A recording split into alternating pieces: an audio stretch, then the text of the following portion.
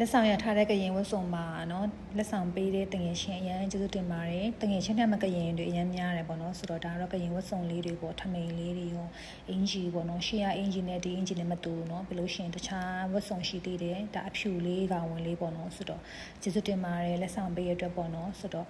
တငယ်ချင်းနေပေးတူတယောက်ချင်းစီတော့မတူဘူးပေါ့နော်ဆိုတော့ဒီဝတ်စုံလေးလည်းအရင်လာပါတယ်ကျေးဇူးတင်ပါတယ်ရှင်နော်ကရင်ဝတ်စုံလေးဆိုအများကြီးရှိတယ်ပေါ့နော်ဆိုတော့ဝေးတာတော့ထဲမှမရှိဘူးတငယ်ချင်းတွေလက်ဆောင်ပေးတာပေါ့နော်ဆိုတော့ကျေးဇူးအများကြီးတင်ပါတယ်နော်တငယ်ချင်းတွေနော်ဆိုတော့